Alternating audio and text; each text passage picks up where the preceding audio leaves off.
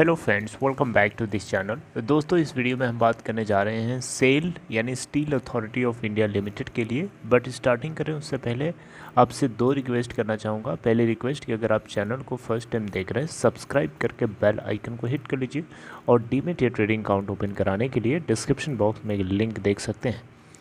दोस्तों, आपको पता होगा कल मंडे के दिन मार्केट के अंदर बहुत बड़ी तेज़ी थी। इसके मार्केट के अंदर सेल की मैं बात कर रहा हूँ, लगभग 8.82% की तेज़ी के साथ फाइनली सेटल हुआ बहुत गिरने के बाद। अगर आप देखें तो पूरे इंट्राडे में 123 के ऊपर ओपन होने के बाद 130.30 का हाई बनाया और 122.25 का लो।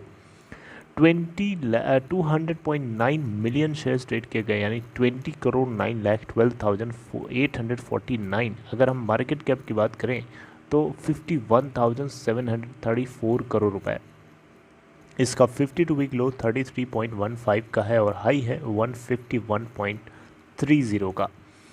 दोस्तों, आपको बताना चाहूँगा सेल यानी steel authority of India limited को लेकर के ये इतनी बड़ी तेज़ी के पीछे की वजह क्या है।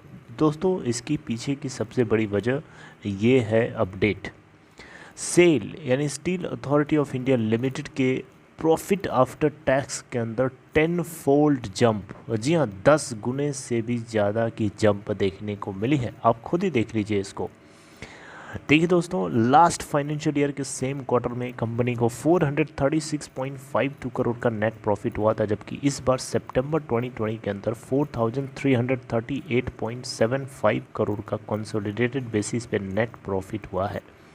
अब देख सकते हैं 10 फोल्ड से भी ज़्यादा यहाँ पे प्रॉफिट होता हुआ दिखाई दे रहा है और इसी की वजह से शायद यहाँ पे मंडे के दिन 12% से भी ज़्यादा जंप करता हुआ दिखाई दिया इसका स्टॉक प्राइस।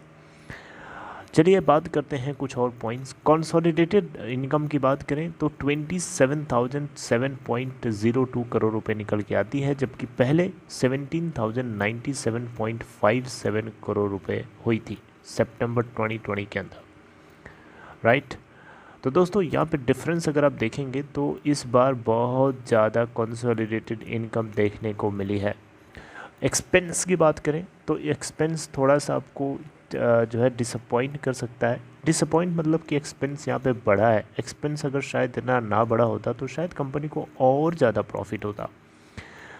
देखिए यहाँ पे 21,289 करोड़ का टोटल एक्सपेंस किया है सितंबर क्वार्टर के अंदर, जबकि लास्ट फाइनेंशियल ईयर के सितंबर क्वार्टर के अंदर 16,733.63 करोड़ का टोटल एक्सपेंस किया था। स्टैंडअलोन बेसिस पे अगर आप देखें तो कंपनी को जो नेट प्रॉफिट हुआ है 4,303.62। अभी जो मैंने बताया था वो कंसोलिडेटेड बेसिस था। अभी मैंने आपको जो इनकम बताई कंसोलिडेटेड बेसिस पे, अभी मैंने आपको जो एक्सपेंस बताया वो कंसोलिडेटेड बेसिस पे था। अब स्टैंड अलोन बेसिस पे इन्हीं डेटास को फिर से देखिए। टोटल प्रॉफिट की बात करें स्टैंड अलोन बेसिस पे तो कंपनी को 4,303.62 करोड़ की हुई है। टोटल स्टैंड अलोन बेसिस पे इनकम की बात करें तो 27,057.53 करोड़ की हुई है, जबकि लास्ट फाइनेंशियल ईयर के सेम क्वार्टर में 17,121.22 करोड़ की हुई थी। टोटल एक्सपेंस की बात करें इस बार तो स्टैंडअलोन बेसिस पे 21,304.64 करोड़ का, जबकि लास्ट फाइनेंशियल ईयर के सेम क्वार्टर में 16,733.29 करोड़ का हुआ था। दूसरी खुशखबरी ये है कि कंपनी ने आप सभी स्टेक होल्डर्स के लिए एक बहुत बड़ी गुड न्यूज़ भी दिया है। 4 रुपीज़ पर शेयर का आपको डिविडेंड देने जा रही है कंपनी करंट फाइनेंशियल ईयर के अंदर, राइट। खुशखबरी नंबर 1, पहली खुशखबरी के अंदर का पॉइंट आगे मैं बढ़ाता हूँ। दूसरी खुशखबरी डिविडेंड की थी जो मैंने आपको ऑलरेडी बता दिया। देखिए यहाँ पे global research firm JP Morgan का जो मानना है कि इसका जो टारगेट प्राइस दिया जा रहा है 165 से लेके 165 रुपीज़ तक का दिया जा रहा है। पहले इनका टारगेट 150 रुपीज़ का था। लगभग 28% से भी ऊपर का टारगेट दिया जा रहा है इसके करंट लेवल प्राइस के आधार पर। सेल यानी steel authority of India limited expect कर रहा है कि आने वाले टाइम में इनका डेट रिडक्शन और हो सकता है, और जिसके चलते जेपी मॉर्गन ने फाइनेंशियल ईयर 2024 के लिए 7 to 21% का एस्टिमेशन दिया है अपसाइड के लिए।